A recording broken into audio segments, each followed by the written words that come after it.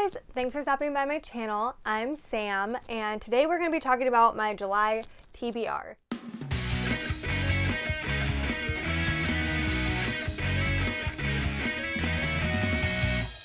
So I took the month of June off.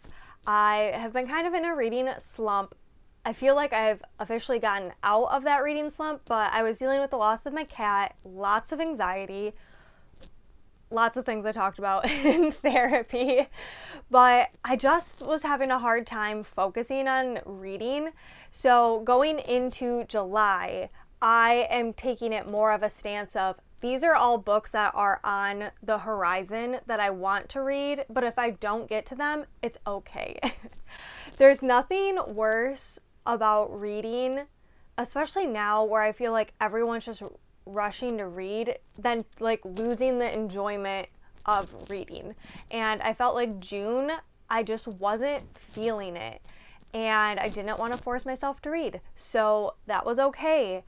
However, I am now back on the I want to read everything train, and it's kind of overwhelming, so bear with me because there's a lot of books I'm going to go through. I'm not going to go into too much detail because I personally don't like getting super into the synopsis of books. I kind of like going in with just an open mind of it.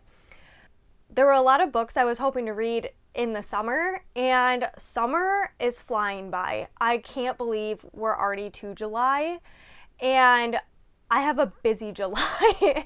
So I'm already feeling really behind on my whole summer TBR, but that's okay, because we are just going to try to slow down, be in the moment, and read what we want to read.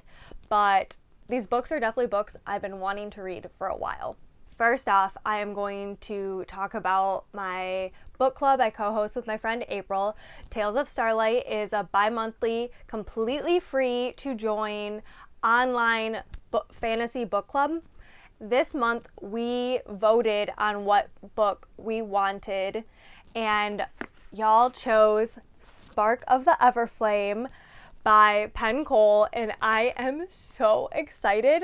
I might do another video going into more detail about this, but just in case I don't, I also want you guys to know that my friends Vanessa, Nikki, and Bree at Hoes for Pros book club are also doing this book this month, and they're doing an interview with Penn Cole herself, kind of like mid to end July. So I'll link the video for the live discussion that they're having with her, but also be sure if that you're going to read this, that you come and discuss it with April and I at the end of July.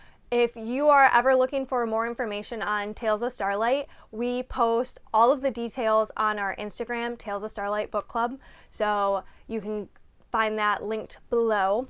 But Spark of the Everflame, I have heard so many good things about, and honestly, I really feel like I haven't heard too many bad things. And just the name itself really sparks my interest. Sorry, I had to. And I just cannot wait to get into this series.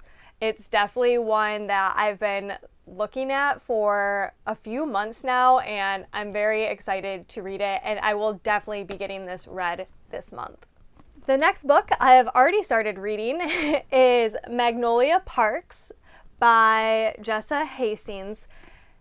This is not a book I think I would have typically picked up, but because of my friend Jordan at Jordan Elaine, highly recommend this series and said that it was very like emotional romance. I love emotional romance, so and pretty much anything that Jordan says that she likes, I'm like, sign me up. I know I will enjoy it. So we're gonna see. I am not one to really like higher socialite status type relationships, but we're gonna see. And so far I'm enjoying it in the little bit I've read so far, and I don't know, I'm just trying to go in with an open mind.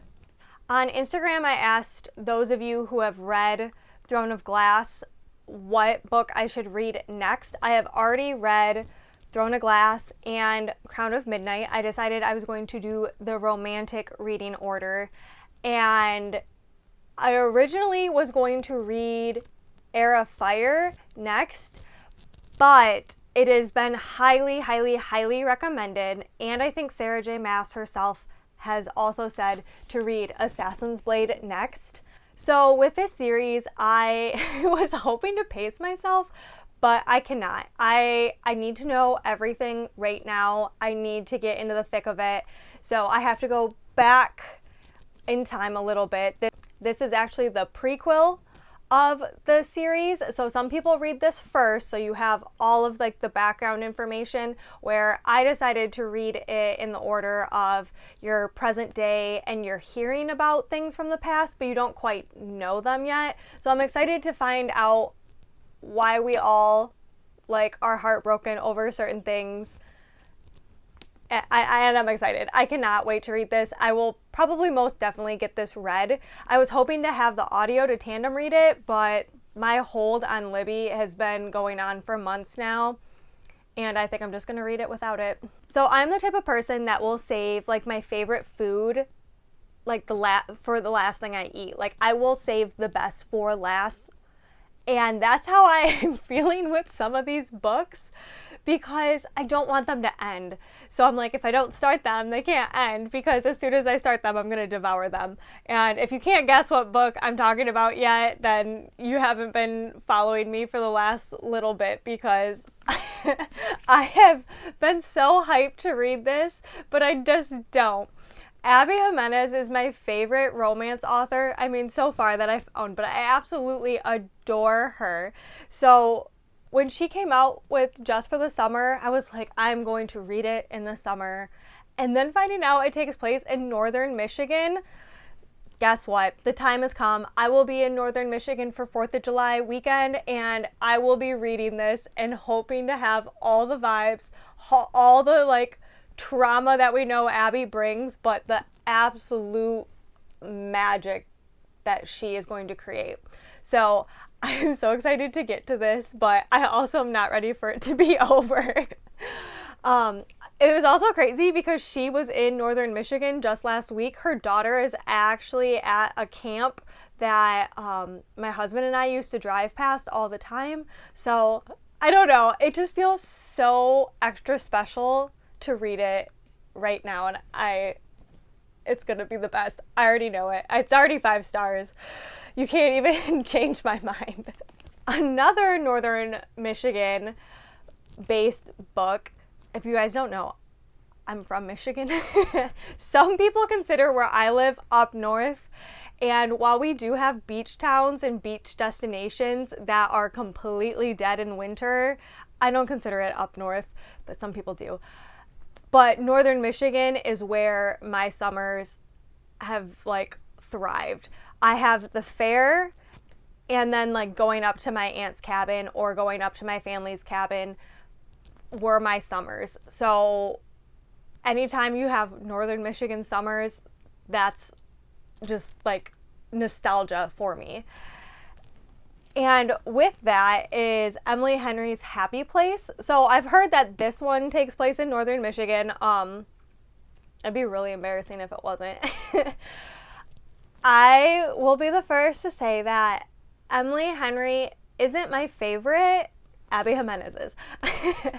And it's not that I dislike Emily Henry. I don't find as big of a connection to her books, but I still really enjoy them. So don't like come at me.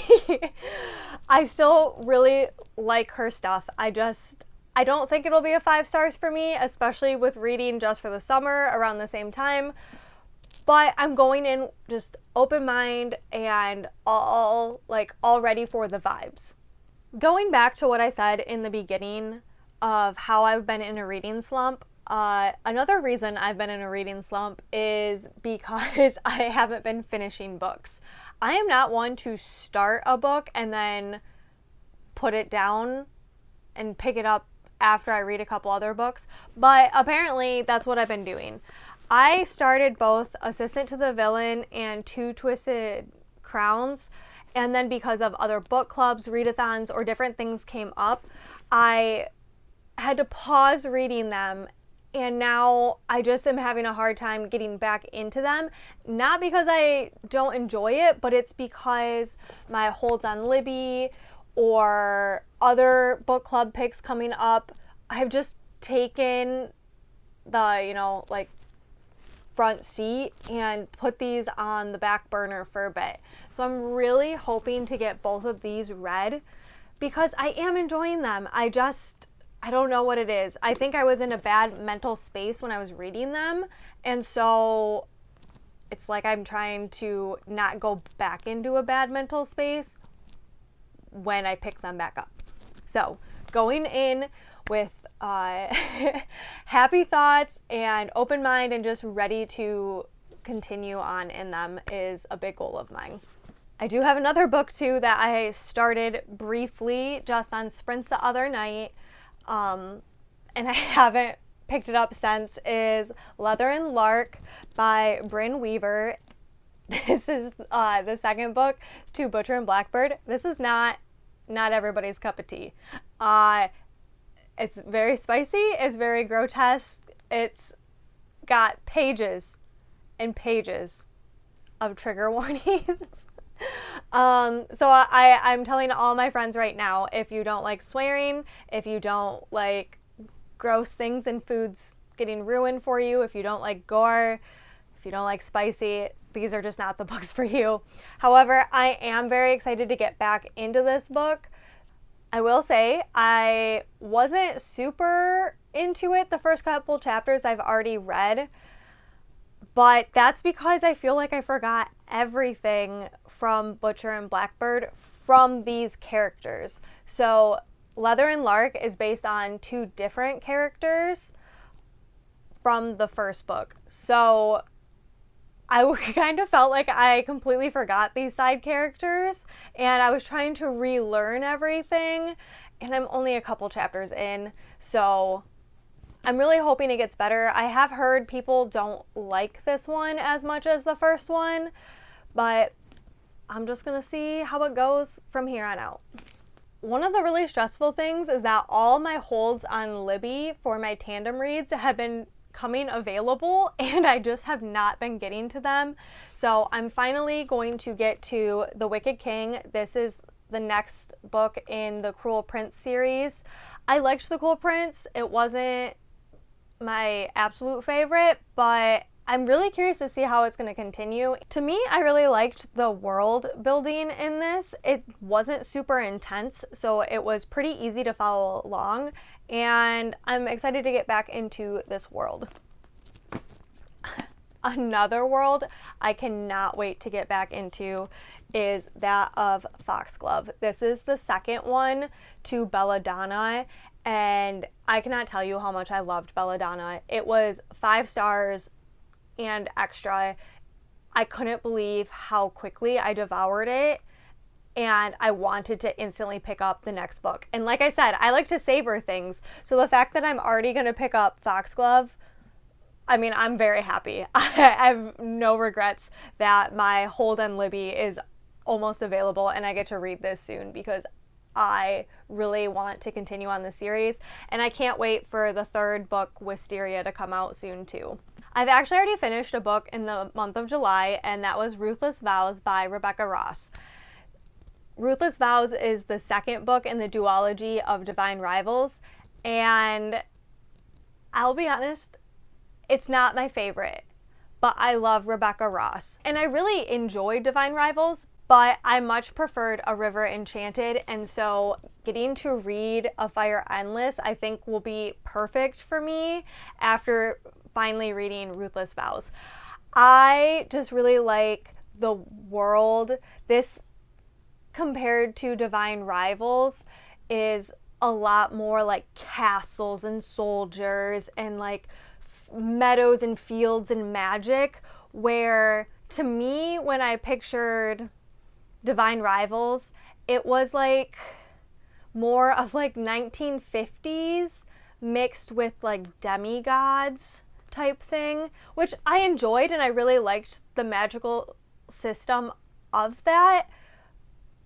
but I really prefer A River Enchanted, so I can't wait to continue in the series with A Fire Endless and find out what happens to these characters. I also love that this one is like multiple point of view, which Divine Rivals has multiple point of view too, but this one has a ton of characters, and I don't know why I feel so deeply attached to every single one of the characters in A River Enchanted and A Fire Endless.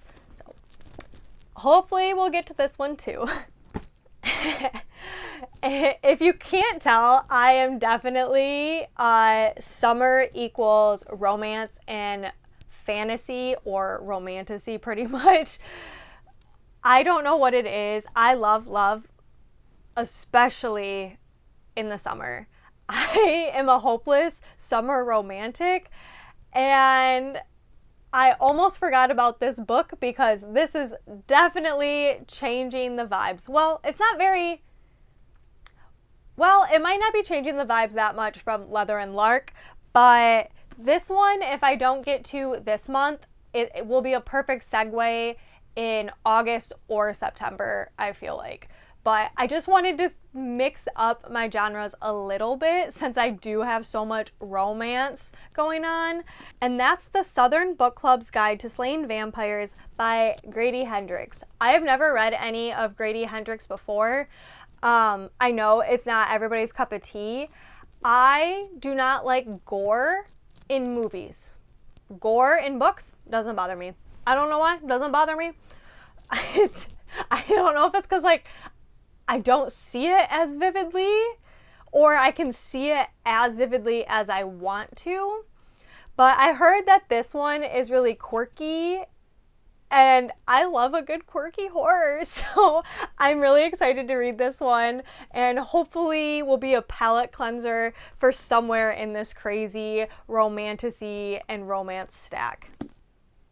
And that's all I have for my physical TBR. Now, when it comes to like audiobooks, I will just randomly pick books and listen to them while I work. I am re-listening to the whole ACOTAR series for some inspiration on a product launch I'm hoping to do for my small business.